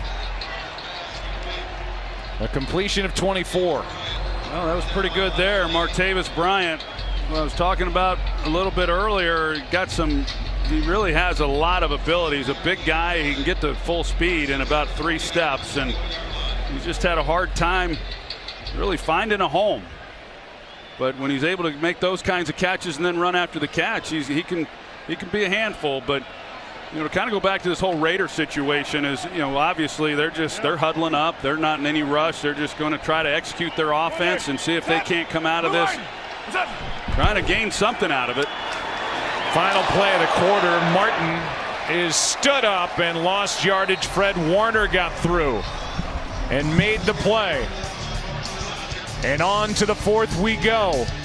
31-3. Back after this on third. Bud Light, all San Francisco tonight. The 49ers having the fun, the coming out party for Nick Mullins. Raiders trying to get their first point since their first possession of the night. Carr steps through on 2nd and 11 and slides. 3rd down coming up. You talked about how unpopular. We showed you the headlines of that trade. Herschel Walker, the part of the Dallas media. Jimmy Johnson didn't care about the reception of the trade by the media. He called it the great train robbery when he made the deal, and then he wheeled and dealed those picks. And he started a dynasty with what he got out of that trade. Wound up with Emmett, Russell Maryland, Alonzo Highsmith, Kevin Smith, and Rod Woodson to support what was already there. 3 Super Bowls later, we know how that all ended. Here is Carr. He's down. The ball comes out. Looked like Carr was seated when they forced the ball out. But Cassius Marsh is having a game and now having a dance. You watch this, Joe, and yes, there has been pressure on Derek Carr, but at times he's so quick to move up into the pocket that sometimes he runs into some of these hits that he's taken. Just the whole collection of effort has not been very good. He was down. I said Rod Woodson, obviously Darren Woodson, your longtime teammate. 2 Super Bowls for Jimmy, and then 1 after he left. And now the young rookie kicker hits the upright on a 45-yard try. And there is not much going right for John Gruden's Raiders. Bad sound. And now a message from Verizon. On Fox and watch anywhere on the Fox Sports app. Welcome back to Thursday Night Football, presented by Bud Light. We've seen a lot of 49ers. Now we see Matt Millen, a great Raider, and current Raiders, ex-Raiders can't be happy with what they see here. Yeah, Matt Millen winning a Super Bowl ring with both of these teams during his playing career. From the 35, 1st down San Francisco. They run it, and Breida tripped himself. Talking about trades with regard to Jimmy Johnson and the Cowboys back in the day. Golden Tate is now a Philadelphia Eagle. HaHa Clinton Dix is now with the Redskins. Demaryius Thomas to the Texans after they lost Fuller, and Dante Fowler Jr. traded to the Rams to give them yet another 1st-round draft pick on their defense and a guy to rush off the edge. How about that? You put him with Aaron Donald and Ndamukong Suh, and now an edge presence, and they are definitely all in and taking home the championship this year. Here's Breida on 2nd down and 13, a lot of room. He ends up with a 12-yard carry. Lee on the tackle. All those trades were surprising, not just in where these players ended up, but with regard to who gave up these players, because all those teams are seemingly still alive within their own division. Yeah, and every team in each trade has its own reason as to why maybe the deal was made. But for those teams that got those players, Philadelphia made some great moves last year. I think that was a good move again for them. Basically doing it for 8 games to see if maybe they can re-sign him. But I've always been a huge Golden Tate fan. He's a real competitor, tough guy. I think he definitely helps them. Mullins out to his right, and the pass is wide and incomplete for Goodwin. And then you look at the Demaryius Thomas trade, and we were doing the game last Thursday night in Houston when Will Fuller goes down, and they're starting to hit their stride a little bit with some big playability that they lose with Fuller going down, and now you bring in another complement to DeAndre Hopkins. And so you can go across the board at those that we showed and say why they look pretty good for the teams that made the acquisitions. I think that was probably Nick Mullins' worst throw of the night that he just made, which probably tells you how good it's been. Pinion booms it over the head of Dwayne Harris, but takes a bounce and goes into the end zone. 31-3. Looks like A.J. McCarron is coming out to play for Oakland. Back after this. Last week at Arizona, they blew that 4th quarter lead of 15-3, and they played lights out tonight. They sure have, and I promise you what he's most excited about was the pass rush that they were able to generate. 6 sacks tonight of Derek Carr. Probably the biggest reason why McCarron is in the game. A fumbled snap and a handoff to Washington, and DeAndre Washington ends up with a 4-yard carry. So Derek Carr will sit the rest of this one out. And A.J. McCarron, who John Gruden traded for from Buffalo, is going to ride this one out the rest of the way. Boy, you'd like to be in that meeting next week, hear what he has to say, wouldn't you? We're in the locker room after this game, and I know that John Gruden is totally embarrassed by the performance tonight. 2nd down and 6. Washington again breaks the tackle. About a yard shy of a 1st down after a carry of 5 yards, and Warner on the stop. Yeah, you know, and we talk about the trades and all that, Joe, and defensively there has been a lot of movement with personnel and who's playing, and we saw it again tonight. Guys getting benched, getting put back in the game, and you know, there's an evaluation that's taking place, and guys are playing for their futures. And I can tell you that the veterans that are here, and maybe some of the young players too, some of them aren't going to have the stomach to want to have to deal with what they're going to have to go through if they're going to get to where they want to be. Here's Washington, depends on where they put it down. Good push up front by Armstead. He had penetration on the play, and they set it down just short of the 30. It'll be 4th down and inches, and the Raiders will just go ahead and try and pick it up. Well, I was going to say, surely they're going to go for it here, and yes, they are.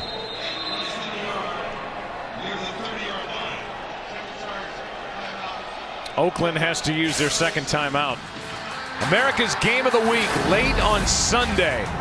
Doesn't get any better in the NFC. The 8-0 Rams, the only remaining undefeated team, taking on the 6-1 New Orleans Saints. First place in the NFC South, and coming off a big win at the Vikings. Yeah, one of the first games where clearly there are playoff implications on the line. When teams meet early in the season, you think that they're going to be there in the end. But right now, the way these seasons are going, what an opportunity for the Saints to be playing at home and to be able to, in their minds, hopefully deal their first loss to the Los Angeles Rams and then have any tiebreakers that may occur. And if they meet in the postseason, than it would be in New Orleans, which obviously a huge benefit to the Saints. McCarron trying to pick it up with his legs, and we'll see how generous the official wants to be. Not a lot of push. Yeah, there was not much movement, was there? And if they place it down short of the 30, it's San Francisco's ball, and they have. And it is.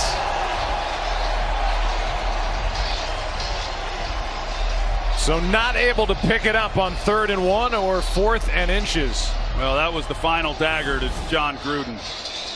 4th and inches, and just simply cannot do anything to pick that. That's hard to do. That's hard. That is hard to do, to not pick up a first down on inches needed on a quarterback sneak. And the 49ers defense, even up 28, still playing hard. Hey. 18. Yeah. 120. Mullins hands to Morris, breaking tackles. And Alfred Morris brought down by Eric Harris after a carry of 11. You know, we all know what the Raider organization has meant to John Gruden when he got traded to Tampa Bay for a couple first-round picks. And his first stint with the Raiders, those 4 years, he never had a losing season.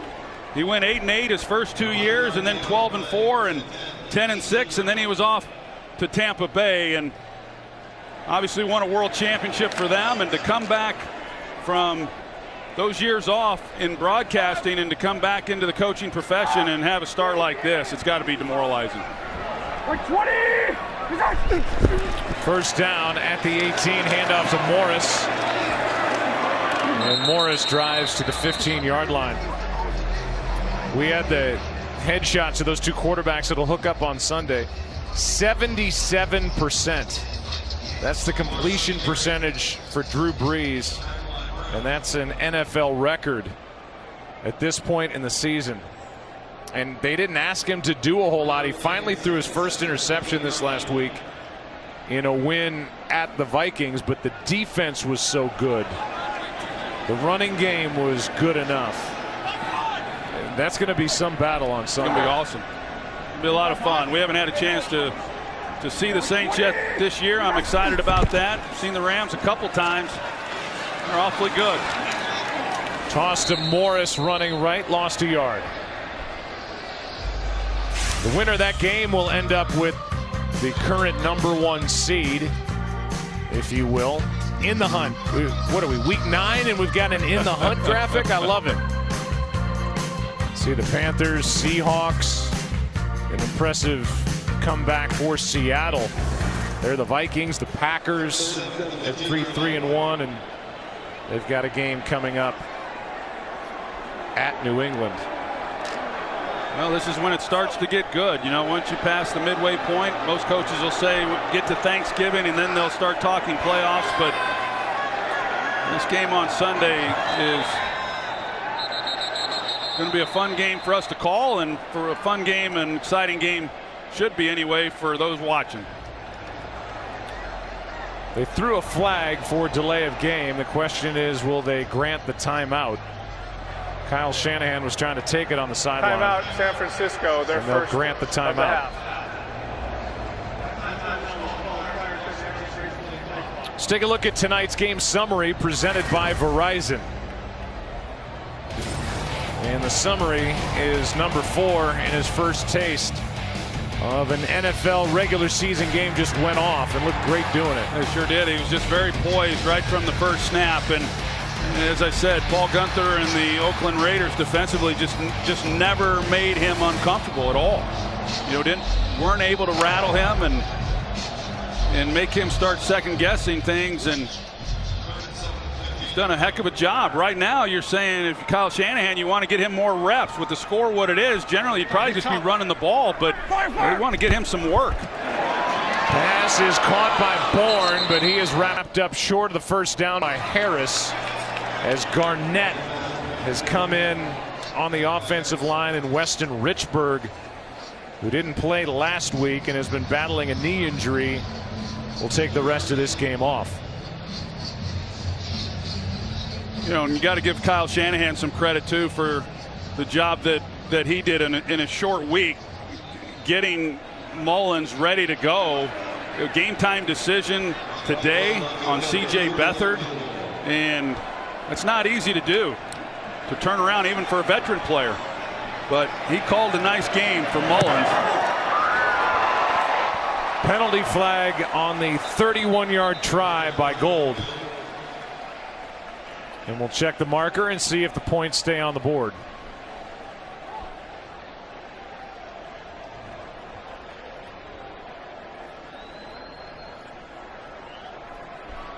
And Sheffers wants to check with the 49ers sideline. Indication is against Oakland. Illegal formation, defense. Number 99 covered the snapper. 5-yard penalty results in a first down. So with that 5-yard penalty, it's a first down, and the offense will come back on the field for the 49ers. And there is no field goal.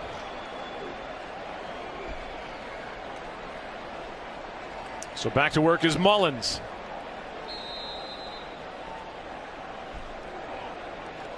And I don't care who you are or what you do for a living, if you're prepared, when you get your chance, you're at your most calm. And I think we heard that report from Aaron earlier. Nick Mullins was prepared for tonight. Yeah, he was prepared, and I think the thing that gave him a real advantage was the fact that he had worked within the offense last year. As a toss to Morris running left, loses yardage. Lee was the first one there.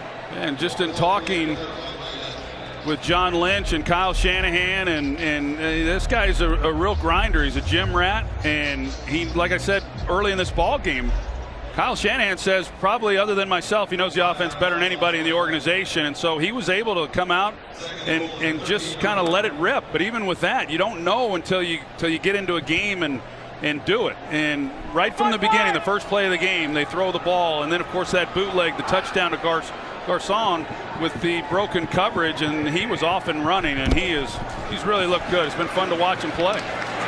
A lot of Alfred Morris takes it inside the 10. The report from Aaron Andrews was this, that after games last year and this year, Nick Mullins would take the play sheet from the game and go into the empty stadium and run plays on his own by himself. I mean, that seems like, Aaron, the next level of preparation. Next level, Joe, and here's another love fest. Well, the love fest continues for Nick Mullins. He would also practice the calls with his headphones on, and it would have crowd noise, going through his ears. So he would practice what it would sound like, what it would feel like, with all the noise going on in his ears. So this is all coming from his teammates that hadn't played a regular season game with him and saw the work that he had put in.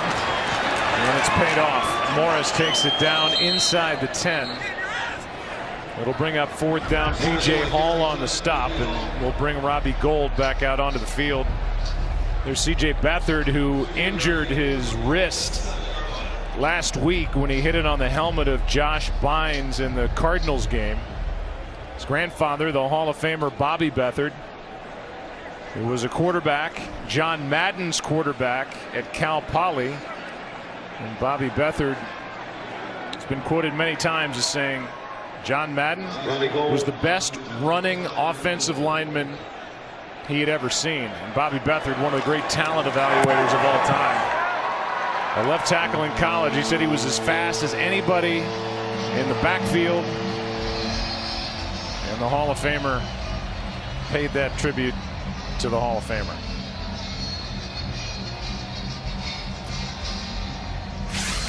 Nick Mullins had an unverified Twitter account before the game. And now, let's see it. Where is it? The check mark is there. It's verified. And there will be number 4 jerseys, to be sure, sold out of the 49ers Pro Shop. He's going to open up his Twitter account after this game, and he's going to tell him how many followers he's going to have all of a sudden. That's welcome to the big leagues. Word is Taylor Kitsch has already signed on to play Nick Mullins in the movie of his first NFL start. And there's the lone number 4 family friend tweeting at Nick Mullins right now. I knew it. That's what she's saying. Well, when they host the Giants next week, we'll see a lot more fours, and we'll see a lot more people in the stands. Well, I got a text from Brett Favre at halftime. Oh, so look at you, big shot. Oh yeah, subtle brag there. He's back home. He's sure enjoying watching the kid play.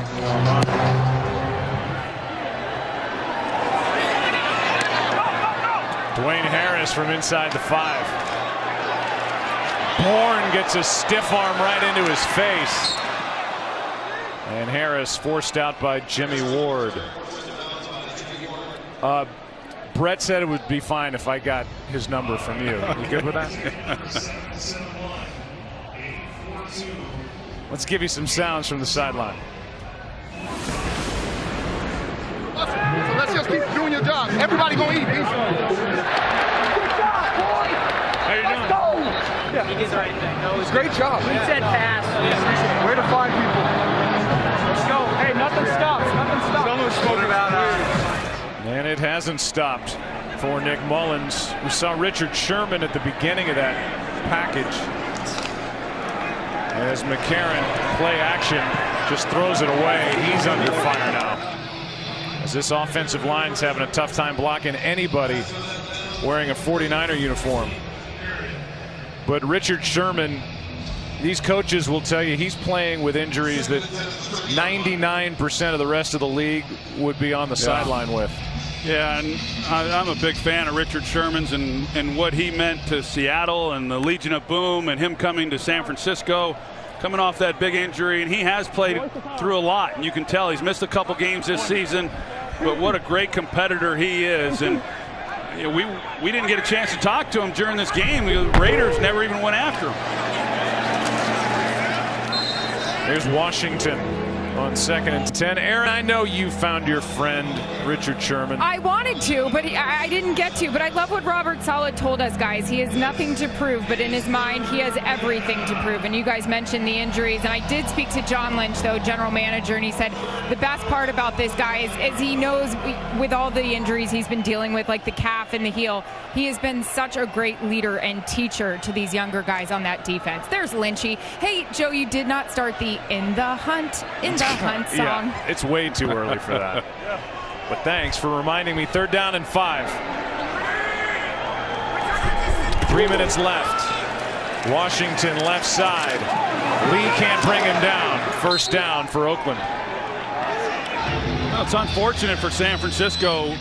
You know, and injuries, I understand. They're a part of the game, and everybody's dealing with them. But when you lose your starting quarterback, it changes the outlook of a season. And with all the optimism that there was coming into this year, after the way that Jimmy Garoppolo and the 49ers finished last season, you know, you lose your running back, you lose your starting quarterback, you've got some injuries at wide receiver, then you lose a couple games, and it starts to snowball on you, and it's hard to come out of it. But you talk to people in the organization, and we see it. There's another sack. Ronald Blair gets in on the fun. You could see it with the sounds of the game, or hear it with the sounds of the game, and then see it in the pictures that we show, that everyone talks about how this is a pretty close-knit group, and that's oftentimes really hard to have when you're going through a losing season like the 49ers have. And I think it's a credit to Kyle Shanahan and also John Lynch. John Lynch very involved. Of course, he's a general manager, but he's also very much involved with the team on a daily basis, and that's not always the case around the league with some general managers.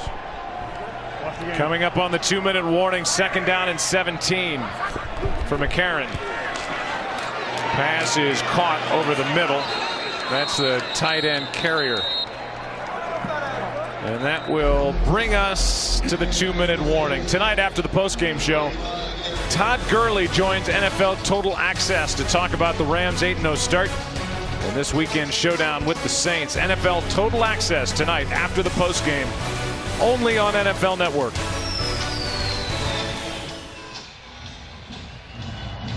Here's a little game summary if you're just channel surfing and have come upon this 34-3 game. Derek Carr, his night. He's now on the bench. Raiders couldn't protect him. Nick Mullins, his first action in the NFL. 262 yards, spreading the ball all over the place, 3 touchdowns. And the 49ers scoring on 6 of their 9 drives tonight. The aforementioned Todd Gurley became just the 3rd player in NFL history to score at least 15 touchdowns in his team's first 8 games. He leads the NFL with 96 points. Number 1 in rush yards with 800. Rushing touchdowns with 11 scrimmage yards. He's doing everything. There's John Lynch, our former colleague at Fox Sports, and a great player, predominantly with the Tampa Bay Buccaneers, talking to Kurt Warner. There's Mooch, former 49er head man. 2 minutes left. Vertical set. Stay in the post.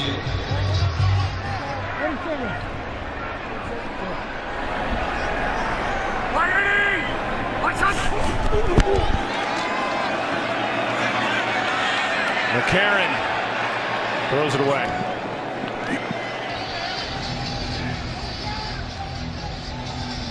Week 9 spotlight this Sunday, and all times are Eastern.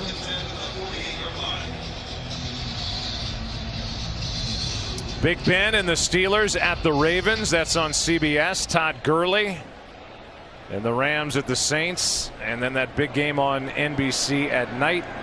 Aaron Rodgers and the Packers coming off that really thrilling game in LA, taking on Tom Brady and the Patriots. A tough stretch for the Packers on the road in LA last Sunday. And then, of course, having to travel to New England. Try to beat them, but they've got some disappointments of their own. Traded Clinton Dix, but yet they're still very much in the thick of it. They're in the NFC North. You saw that sneak peek. You know what's coming up next, but I'm going to tell you anyway. The Buffalo Wild Wings postgame show. You know, one game can create a lot of value in the NFL, especially at the quarterback position. And Nick Mullins came in not having played a snap in the regular season. A preseason star this year, and well, he's just a guy. That's what people said. Well, in his first NFL game, let alone start, he was more than that. He was poised. He was able to find guys all over the field. Looked like a leader out there. I just don't think he could have played any better. No, I don't think so either. And you bring up a good point. I think Matt Flynn with the Green Bay Packers, when he got an opportunity to play and play well, and all these teams out there that are in need of a quarterback, and I don't know what C.J. Beathard's hand's going to look like next week, but Kyle Shanahan will have to make a decision, and the way Mullins played, I think I'd continue to see what he might be able to do.